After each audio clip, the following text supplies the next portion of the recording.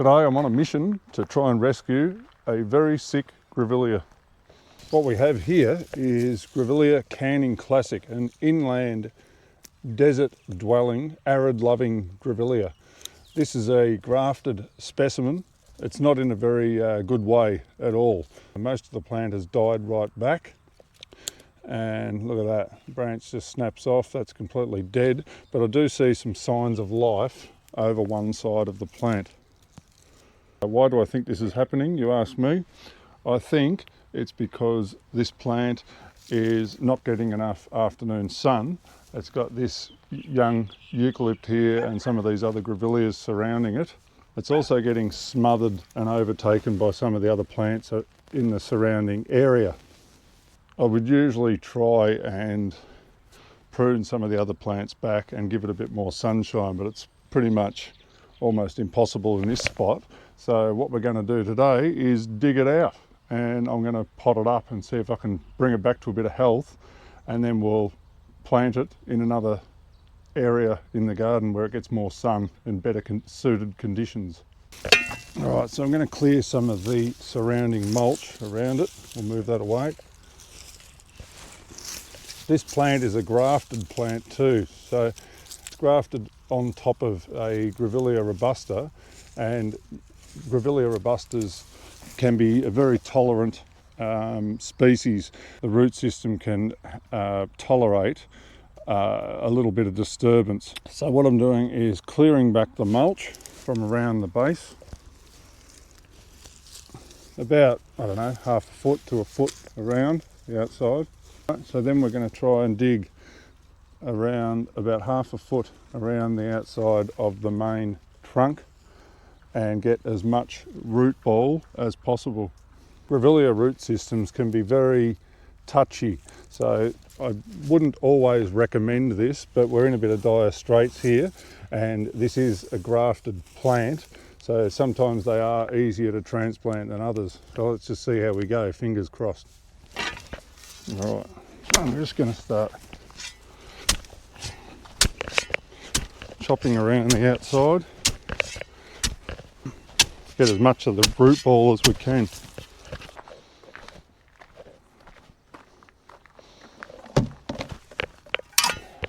I'm just going to put some of this dirt from around the outside in this tub so we can reuse that.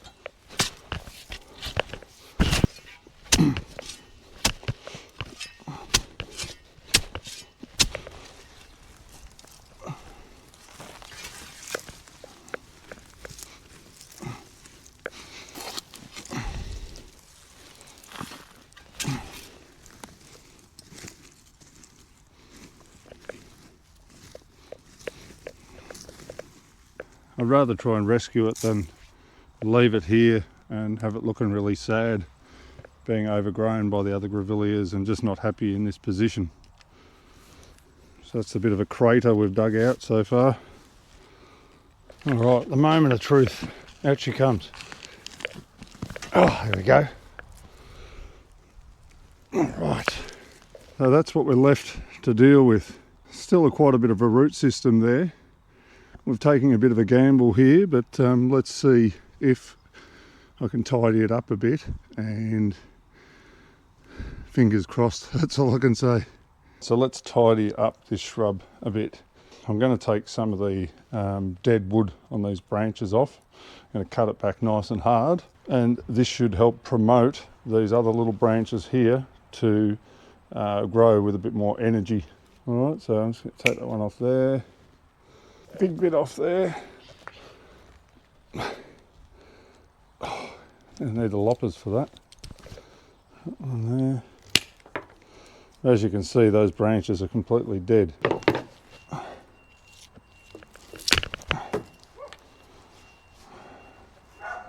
These loppers come in handy sometimes.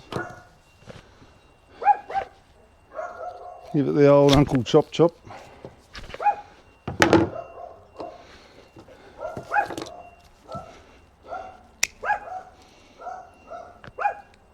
Right, dogs.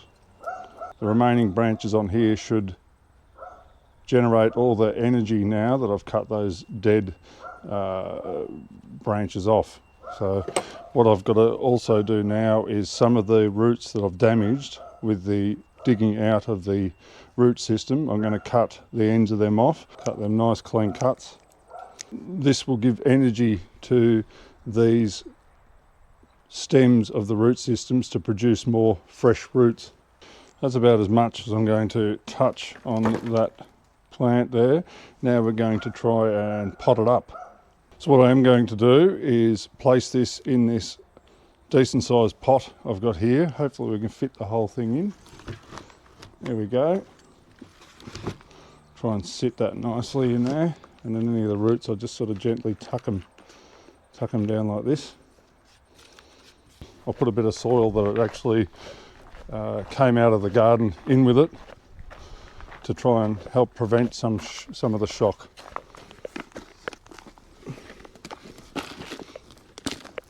Now I'm going to sprinkle some of the dirt that I've dug out of the hole and just fill that in here. Now we're going to put some premium potting mix on top.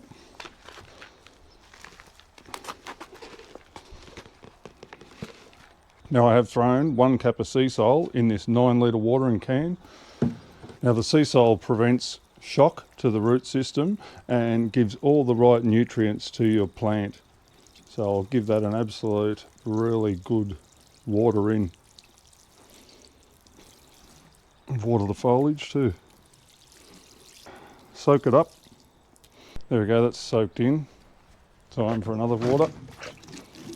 And just keep doing this until the water just completely soaks in and the root systems are nice and moist.